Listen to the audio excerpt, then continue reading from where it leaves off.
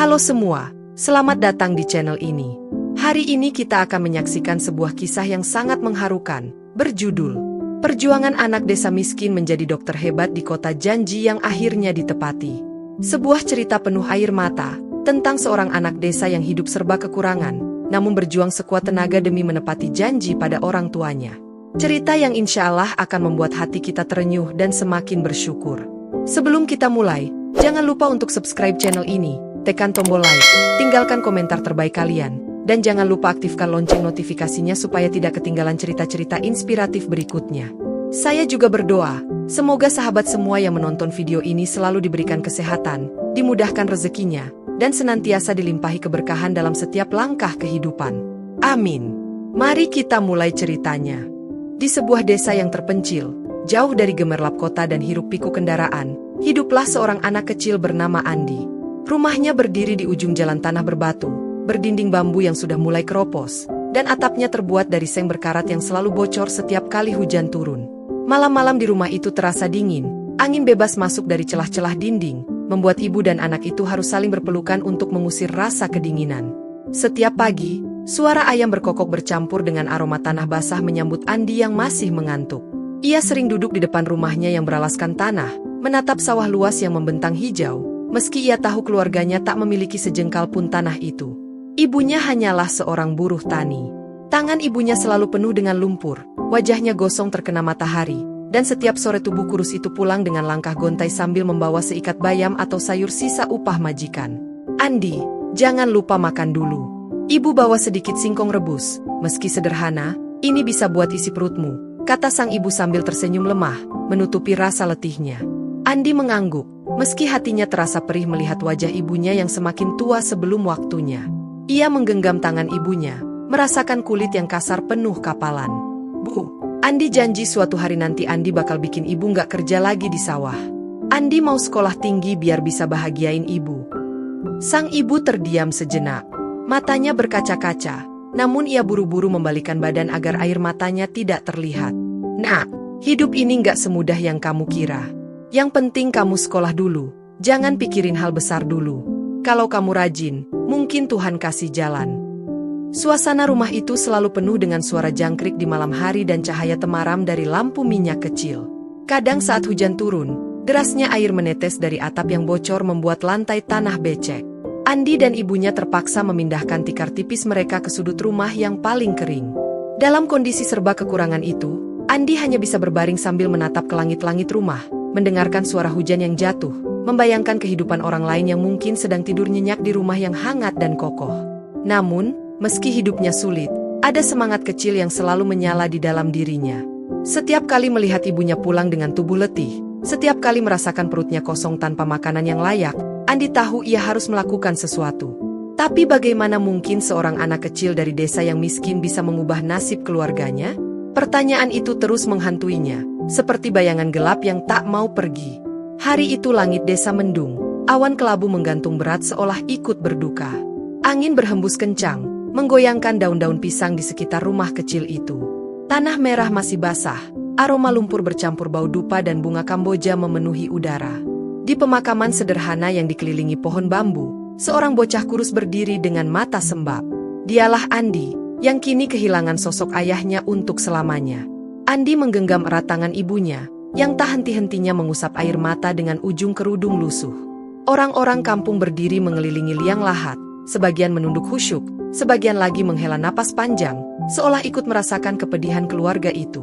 Tidak ada musik, tidak ada doa panjang dari pengeras suara, hanya isak tangis dan suara tanah yang jatuh menimbun tubuh sang ayah. Bu, ayah beneran gak bakal bangun lagi, ya? Tanya Andi dengan suara gemetar. Matanya menatap ke lubang tanah yang semakin lama semakin tertutup. Ibunya terdiam. Tubuhnya bergetar, bibirnya berusaha berkata sesuatu, tapi kata-kata itu tertahan di kerongkongan. Akhirnya ia hanya bisa mengangguk pelan sambil memeluk bahu anaknya. Air mata jatuh tanpa bisa ditahan. Andi menoleh ke wajah ibunya yang penuh kesedihan, lalu kembali menatap makam ayahnya. Ia merasa dadanya sesak, seperti ada batu besar yang menindih. Ayah meninggal karena sakit, Bu? Karena nggak ada dokter yang bisa nolong di sini? Tanyanya lagi, suaranya nyaris pecah. Dengan suara serak, ibunya menjawab, "Iya, Nak, Kalau saja kita punya uang buat bawa ayah berobat ke kota, mungkin ceritanya lain. Tapi kita nggak mampu. Nak, kita nggak mampu. Sejenak Andi terdiam, lalu menunduk. Tangan kecilnya menggenggam tanah merah, lalu ia letakkan perlahan di atas gundukan makam. Nafasnya tercekat, wajahnya menegang. Ayah, dengar ya. Andi janji. Suatu hari nanti Andi bakal jadi dokter. Andi nggak mau ada orang miskin lagi yang mati cuma karena nggak bisa berobat. Janji ini Andi pegang sampai kapanpun. Suasana hening. Hanya suara angin yang mendesir, membuat dedaunan bergesekan seakan mengamini ucapan bocah itu. Beberapa tetangga yang mendengar kata-kata Andi saling pandang, ada yang meneteskan air mata, ada yang menghela napas panjang. Ibunya terisak semakin keras. Ia meraih wajah anaknya, menatap mata kecil itu dengan pandangan yang campur aduk antara harapan dan kekhawatiran. Nak, jangan bikin janji yang terlalu berat buat dirimu. Kamu masih kecil. Jalanmu masih panjang. Andi menggeleng dengan wajah penuh tekad. Enggak, Bu. Andi serius. Andi bakal belajar, Andi bakal kerja keras. Suatu hari nanti Andi bakal pakai baju dokter. Ibu lihat aja. Di balik tekad itu, hati kecil Andi diguncang rasa takut. Bagaimana mungkin anak sekecil dirinya bisa meraih cita-cita sebesar itu, sementara untuk makan sehari-hari saja mereka sering kelaparan? Namun, janji sudah terucap di hadapan makam ayahnya, dan janji itu kini menjadi beban sekaligus cahaya di dalam hidupnya. Hari mulai sore, sinar matahari menyemburat tipis di balik awan kelabu, menimpa gundukan tanah yang masih basah. Andi menatapnya lama, seolah berbicara dalam hati. Jika ini adalah awal kesedihan, maka mungkin di baliknya ada sebuah perjalanan panjang yang akan menguji segalanya. Perjalanan yang bahkan ia sendiri belum tahu seberapa beratnya. Malam di desa selalu sunyi. Hanya suara jangkrik yang bersahut-sahutan dari semak-semak, dan sesekali lolongan anjing terdengar jauh di ujung jalan tanah. Di rumah bambu yang remang, cahaya kuning dari lampu minyak berkelip-kelip, seakan bisa mati kapan saja. Lampu itu diletakkan di atas meja kecil dari kayu yang sudah retak. Di bawah cahaya redup itulah Andi duduk, membuka buku lusuh yang sampulnya sudah robek. Kertasnya menguning karena dipinjam dari perpustakaan sekolah. Ibunya berbaring di tikar tipis, mencoba melepas lelah setelah seharian bekerja di sawah. Namun matanya tak benar-benar terpejam. Sesekali ia membuka mata, memperhatikan anaknya yang begitu tekun menulis, dengan wajah serius dan alis berkerut. Nak, sudah malam. Tidur dulu. Besok kamu sekolah, nanti sakit kalau kurang istirahat. Suara ibunya pelan, namun penuh khawatir. Andi tidak menoleh.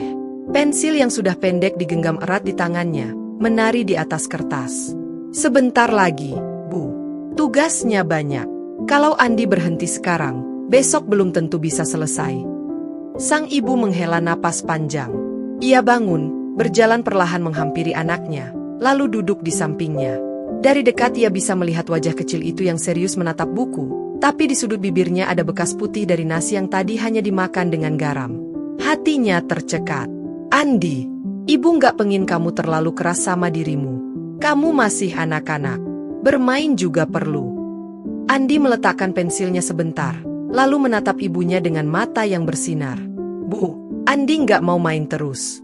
Andi pengen berubah. Andi nggak mau kita begini terus. Andi mau buktiin kalau anak miskin juga bisa jadi orang pintar. Senyum getir muncul di wajah ibunya. Ia membelai rambut anaknya yang kaku karena jarang disisir. Nak, pintar saja nggak cukup. Dunia itu keras. Banyak orang pintar, tapi nggak semua bisa berhasil. Tapi Andi beda, Bu, jawab Andi cepat. Andi punya janji. Janji ke ayah. Kalau Andi berhenti sekarang, janji itu cuma jadi omong kosong. Andi nggak mau janji ke ayah jadi sia-sia. Hening sejenak. Suara jangkrik terdengar semakin keras, seperti menegaskan kesunyian malam itu. Sang ibu menggenggam tangan anaknya, lalu menghela napas panjang. Kalau begitu, ibu cuma bisa doakan. Semoga Tuhan kasih jalan. Andi mengangguk, lalu kembali menunduk menatap bukunya. Matanya yang sayu seakan penuh tekad, meski tubuh kecilnya terlihat lelah. Lampu minyak bergoyang ditiup angin yang masuk dari celah bambu, membuat bayangan wajah Andi menari-nari di dinding. Dari luar, suara hujan mulai turun perlahan. Rintiknya menimpa atap seng yang bocor, menetes satu persatu ke lantai tanah. Andi buru-buru menyingkirkan buku-bukunya ke bagian rumah yang lebih kering, sementara ibunya menutup lubang atap dengan ember plastik bekas cat. Sabar ya, nak. Rumah kita memang begini, ucap ibunya lirih. Andi hanya menatap ibunya lama. Ia tidak mengeluh, tidak marah. Justru di dalam hatinya, rasa ingin melindungi ibunya semakin membara. Bu, suatu hari nanti kita nggak akan tinggal di rumah bocor lagi. Aku janji. Sang ibu menatap wajah kecil itu dengan mata berkaca-kaca. Tapi di dalam hatinya, ia sadar janji anak kecil hanyalah janji. Namun entah mengapa, kali ini kata-kata itu terdengar begitu kuat, seperti ucapan seorang lelaki dewasa yang siap memikul beban. Di luar, hujan semakin deras, suara gemuruh petir mengguncang langit. Dan di dalam rumah kecil itu, seorang bocah terus menulis, sementara janji yang diucapkan di makam ayahnya seakan bergema kembali dalam hatinya. Hujan boleh deras, atap boleh bocor, tapi tekad itu semakin kokoh, sampai suatu hari cobaan yang lebih besar datang menantang, menunggu di depan jalan kehidupannya. Pagi itu, matahari baru naik. Cahayanya menerobos pepohonan jati di jalan kecil menuju sekolah. Andi berjalan pelan dengan seragam putihnya yang sudah berubah menjadi keabu-abuan karena sering dicuci dengan sabun colek. Celananya sudah mulai pendek, menyusut seiring tubuhnya bertambah tinggi. Sandal jepit biru yang dipakainya pun sudah sobek di bagian samping, diikat dengan kawat tipis agar tidak terlepas saat melangkah. Di halaman sekolah, anak-anak lain tertawa riang. Beberapa di antaranya memakai sepatu baru, tas berwarna-warni dengan gambar kartun, dan seragam yang masih rapi. Begitu melihat Andi masuk gerbang, tawa mereka mereda sejenak, lalu berubah menjadi bisik-bisik yang menusuk telinga. Lihat tuh, si Andi datang pakai sandal lagi, bisik seorang anak sambil menutup mulutnya, namun sengaja keras agar terdengar. Seragamnya kayak lepel gitu, deh, sahut yang lain, membuat beberapa teman terbahak. Andi menunduk, berpura-pura tidak mendengar. Ia mempercepat langkah menuju kelas. Namun tawa anak-anak itu semakin keras, seperti hujan batu yang menghantam hatinya. Di depan pintu kelas, seorang anak yang lebih besar menghadangnya. Dokter Andi, kamu kan mau jadi dokter, ya? Tapi bajunya aja nggak layak. Nanti pasienmu kabur duluan sebelum kamu sempet ngobatin. Anak itu menirukan gaya dokter dengan stetoskop imajiner, membuat teman-temannya tertawa terbahak-bahak. Wajah Andi memerah. Ia menggenggam erat bukunya, menahan diri agar tidak menangis di depan mereka.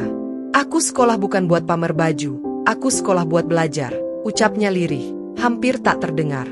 Apa? Ejek anak itu sambil mendorong bahu Andi. Kerasin suaramu, dokter miskin. Kita nggak denger.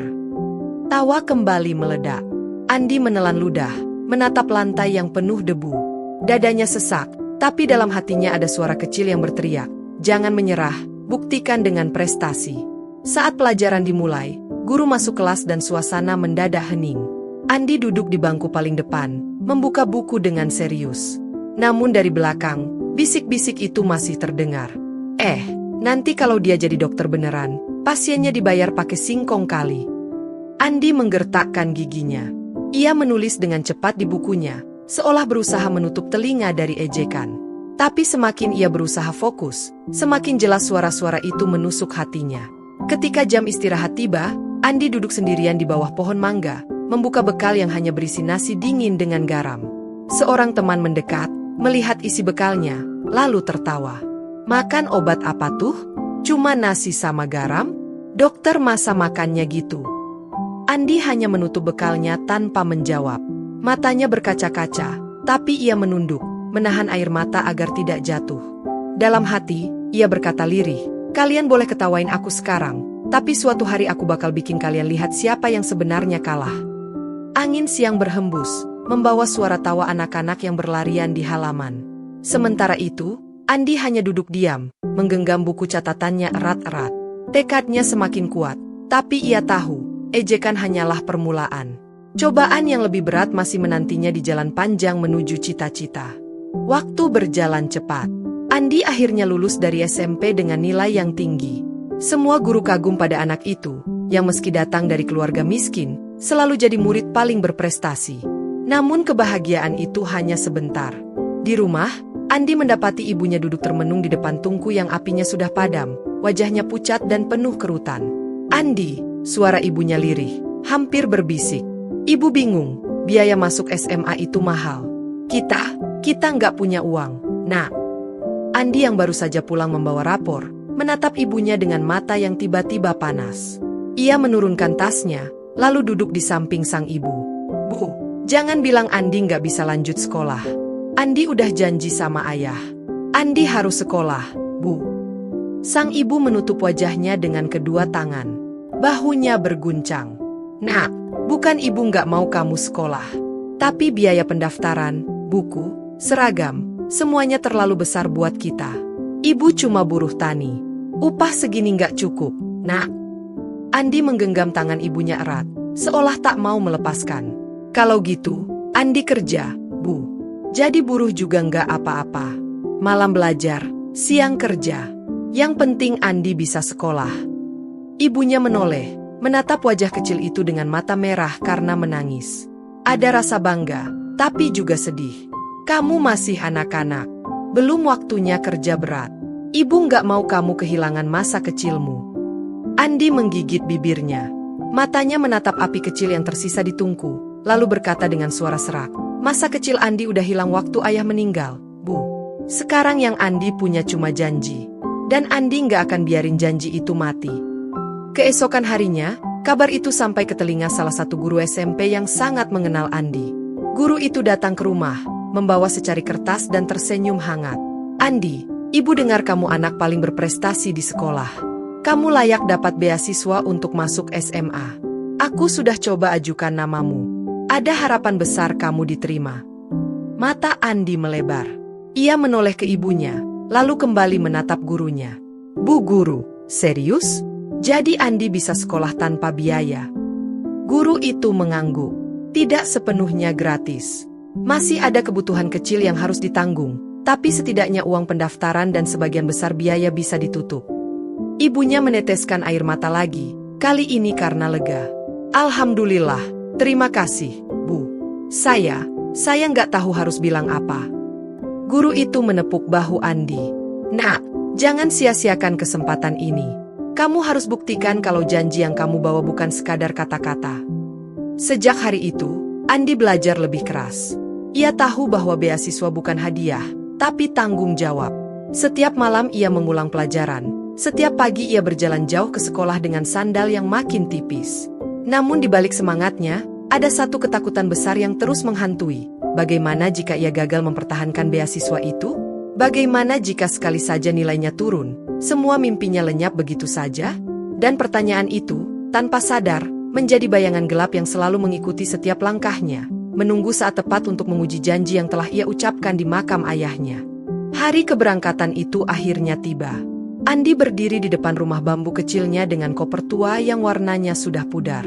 Koper itu bukan miliknya, melainkan pinjaman dari tetangga yang iba melihat semangatnya. Di dalam koper, hanya ada beberapa pasang baju sederhana, satu sandal cadangan yang sudah retak, dan buku catatan yang lusuh tapi penuh coretan tekad. Ibunya sibuk menyiapkan bekal nasi bungkus daun pisang dengan lauk tempe goreng seadanya. Tangannya gemetar saat melipat daun, seolah tak rela melepas anaknya pergi jauh. Nak, ini bekal buat di jalan. Jangan lupa dimakan, jangan ditahan. Kalau lapar, sakit nanti, ucapnya sambil tersenyum paksa, padahal matanya berkaca-kaca. Andi menerima bekal itu, lalu menggenggam tangan ibunya erat. Bu, Andi bakal baik-baik aja di kota. Jangan khawatir. Andi janji nggak bakal sia-siain kesempatan ini. Ibunya mengangguk pelan, menatap wajah anaknya lama sekali, seolah ingin menghafal setiap garis di wajah kecil itu. Nak, kota itu beda sama desa. Orang-orangnya banyak, keras, dan gak semua peduli sama kita. Kalau kamu capek, jangan dipendam sendiri. Ingat selalu doa ibu. Andi mencoba tersenyum. Ibu juga jangan kerja keras terus. Nanti kalau Andi udah jadi dokter, Andi yang bakal kerja. Ibu tinggal istirahat di rumah. Ucapan itu membuat air mata ibunya tumpah juga. Ia memeluk Andi erat, lebih erat dari biasanya, seperti takut anak itu hilang begitu saja. Jangan lupa sholat, nak. Jangan lupa pulang kalau sempat. Ibu selalu tunggu kamu. Tak lama, suara klakson bus terdengar dari ujung jalan desa. Bus tua berwarna biru itu berhenti di dekat pohon beringin besar.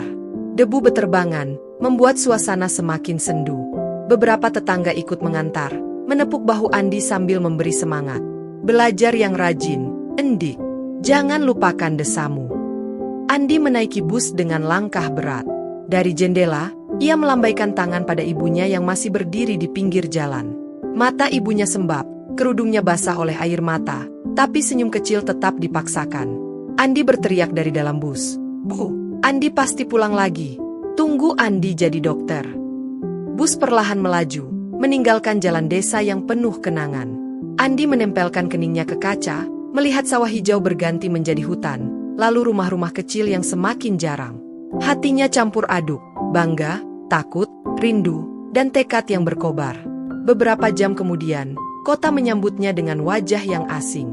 Bangunan tinggi, suara kendaraan yang bising, dan orang-orang berjalan cepat seakan tak peduli sekitar. Andi turun dari bus dengan koper tuanya, berdiri di trotoar, menatap sekeliling dengan mata terbelalak. Ia merasa kecil sekali di tengah hiruk-pikuk itu.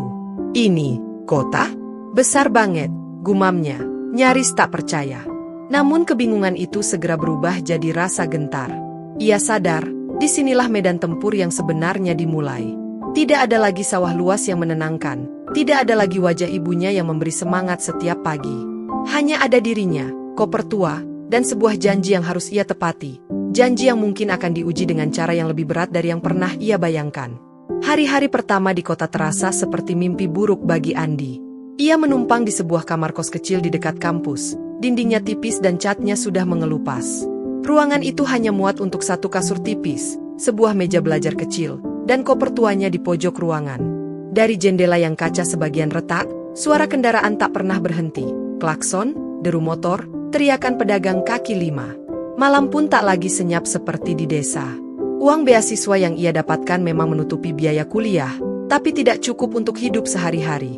Maka Andi pun mencari pekerjaan sampingan. Siang kuliah, malam menjaga warung. Kadang ia mengantar barang untuk toko sembako, atau mencuci piring di warung makan. Tangan kecilnya penuh lecet, bau minyak goreng menempel di bajunya, tapi ia tidak pernah mengeluh. Suatu malam, ketika ia pulang dari warung, tubuhnya begitu letih hingga hampir roboh di pintu kos.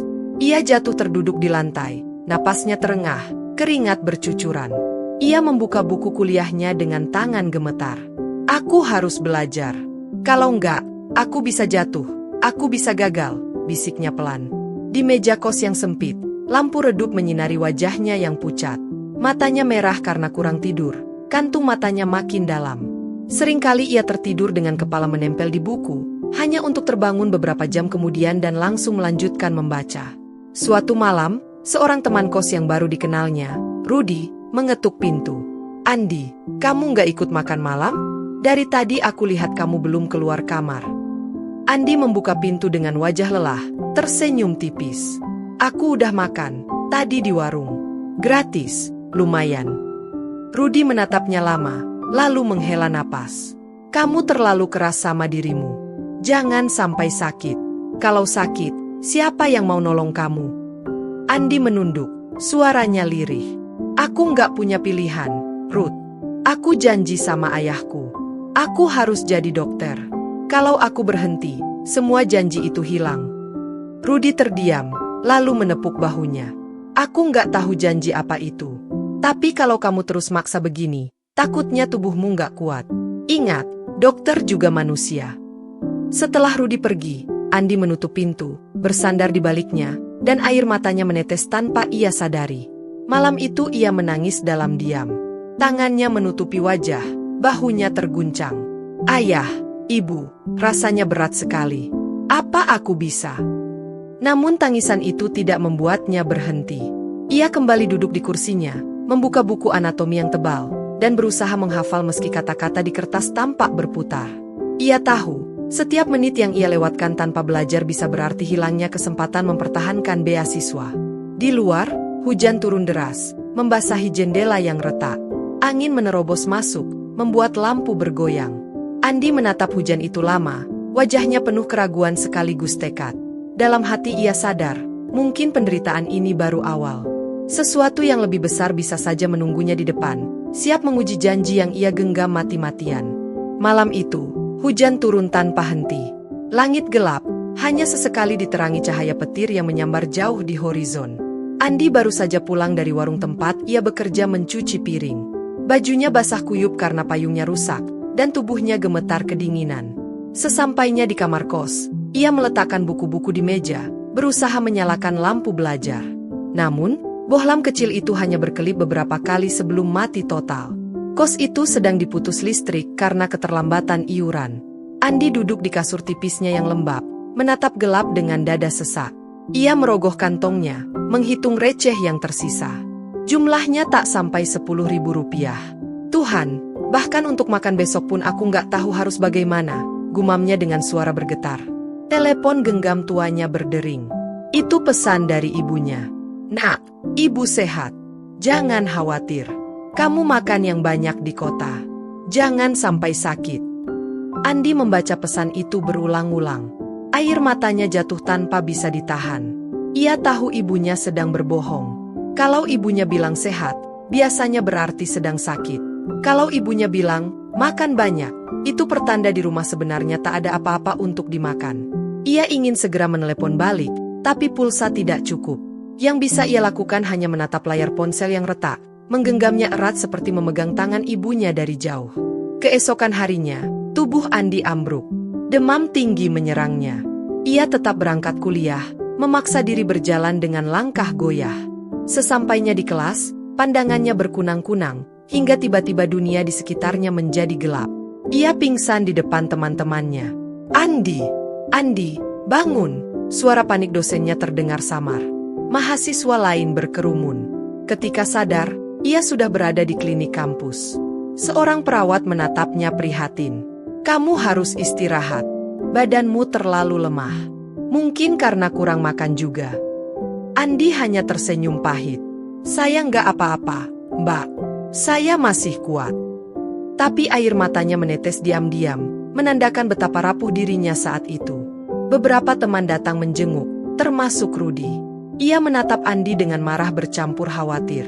Endik, kamu kira kamu siapa? Superman? Tubuhmu itu daging dan darah, bukan besi. Kamu terus begini, bisa mati. Andi terdiam. Matanya kosong menatap langit-langit klinik. Kalau aku berhenti, semua perjuanganku sia-sia. Kalau aku gagal, semua pengorbanan ibu jadi percuma. Aku nggak boleh jatuh, Ruth.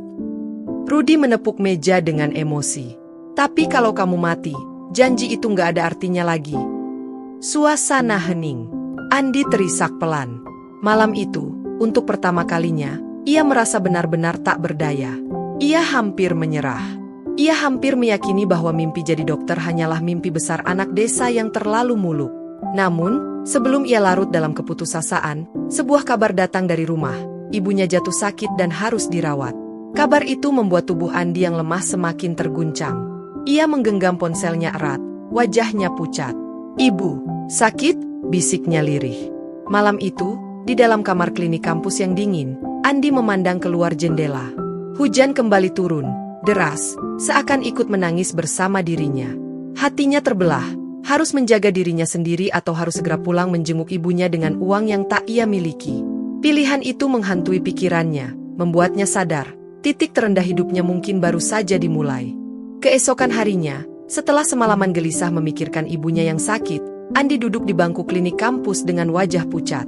Matanya sayu, tubuhnya masih lemah, namun pikirannya terus dipenuhi pertanyaan. Bagaimana caranya ia bisa bertahan? Bagaimana caranya ia bisa tetap kuliah sekaligus membantu ibunya? Di tengah kebingungan itu, dosen pembimbingnya, seorang pria parubaya bernama Pak Surya, datang menghampiri. Dengan langkah tenang, Pak Surya duduk di kursi samping ranjang, menatap Andi yang terlihat seperti api kecil yang hampir padam. Andi, suara Pak Surya lembut, namun tegas. Saya dengar dari teman-temanmu kamu pingsan di kelas kemarin. Kamu sakit. Andi menunduk, berusaha menyembunyikan air mata. Saya cuma kecapean, Pak. Enggak apa-apa. Pak Surya menatapnya tajam. Kamu pikir saya nggak tahu? Saya sudah lama perhatikan kamu. Kamu selalu datang paling pagi, pulang paling malam, sering terlihat bekerja sambil belajar. Beasiswa memang bisa bantu biaya kuliahmu, tapi saya tahu itu belum cukup. Kamu menanggung beban yang terlalu besar, Nak. Andi menggigit bibirnya, akhirnya tak kuasa menahan isak. Saya nggak mau berhenti kuliah, Pak. Saya janji sama ayah saya sebelum beliau meninggal. Saya harus jadi dokter. Tapi, sekarang ibu saya sakit, dan saya nggak punya apa-apa untuk bantu. Saya takut semua ini sia-sia. Pak Surya terdiam sejenak, lalu menghela napas panjang. Andi, saya juga pernah miskin. Saya tahu rasanya berjuang sendirian. Tapi kamu harus ingat, mimpi besar tidak pernah dicapai sendirian. Kadang kita perlu uluran tangan orang lain. Andi menatap dosennya dengan mata berkaca-kaca, ragu untuk percaya. Tapi, Pak, siapa yang mau menolong anak desa miskin seperti saya? Pak Surya tersenyum samar, lalu menepuk bahunya. Selama kamu punya niat tulus, selalu ada orang yang akan melihat itu. Dengarkan saya, nak. Mulai minggu depan, saya akan usulkan kamu ikut program bantuan mahasiswa berprestasi tambahan. Kamu juga bisa jadi asisten laboratorium. Itu akan menambah uang saku. Tidak banyak, tapi cukup untuk membuatmu bertahan. Andi terdiam. Air matanya jatuh satu persatu. Kali ini bukan karena putus asa, melainkan karena perasaan yang belum pernah ia rasakan sebelumnya, harapan.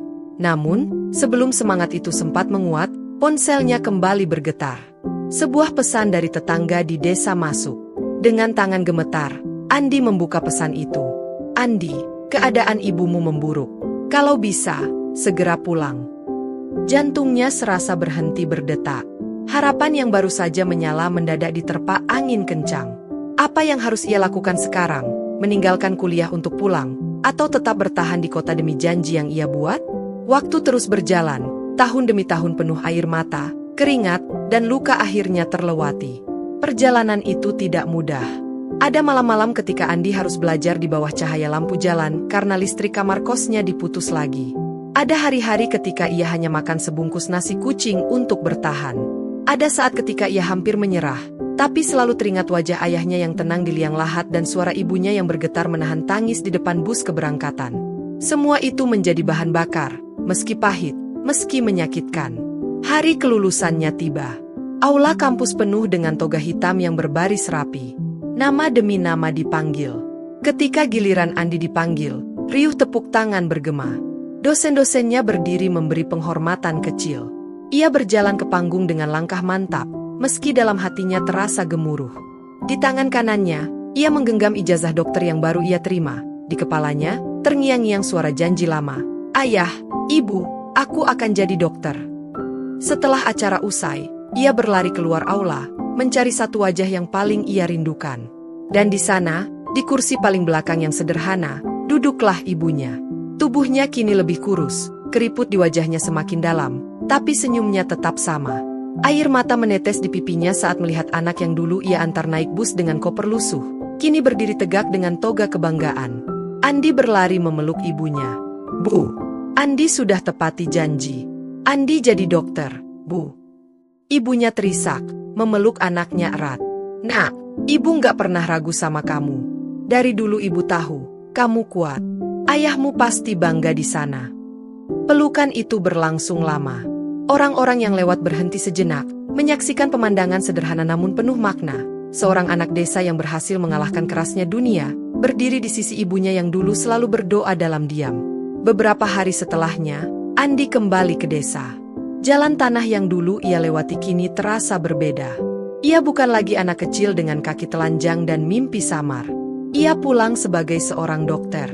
Warga desa menyambutnya, anak-anak kecil berlarian di sekitar, menatap kagum. Itu Mas Andi, yang dulu sering bantu ibunya di sawah. Andi menatap langit sore di atas sawah yang hijau. Angin berhembus lembut, seolah membawa suara ayahnya dari masa lalu. Ia menggenggam tangan ibunya yang rapuh, lalu berkata lirih, Bu, mulai sekarang ibu nggak usah kerja di sawah lagi. Ibu cukup istirahat. Biar Andi yang bahagiain ibu. Air mata ibunya kembali jatuh, tapi kali ini bukan karena sedih. Ia tersenyum, mengangguk pelan, dan berbisik, Nak, ibu bahagia sekali. Janji yang dulu kamu buat, sekarang sudah kamu tepati. Dan di bawah langit desa yang tenang, Andi tahu perjuangannya belum selesai. Tapi satu hal pasti, ia sudah membuktikan bahwa meski berasal dari kemiskinan, meski penuh luka dan air mata, janji seorang anak pada orang tuanya bisa menjadi kekuatan terbesar yang mampu mengubah takdir. Itulah kisah perjuangan Andi, anak desa miskin yang akhirnya berhasil mewujudkan mimpinya menjadi seorang dokter hebat di kota, sekaligus menepati janji sucinya kepada orang tua. Semoga kisah ini bisa menjadi inspirasi bagi kita semua, bahwa tidak ada mimpi yang terlalu tinggi jika kita bersungguh-sungguh dan berbakti kepada orang tua. Terima kasih banyak sudah menonton video ini sampai selesai. Jangan lupa untuk like, komen, share, dan subscribe, agar semakin banyak orang yang bisa mengambil hikmah dari kisah ini. Sampai jumpa di cerita inspiratif berikutnya.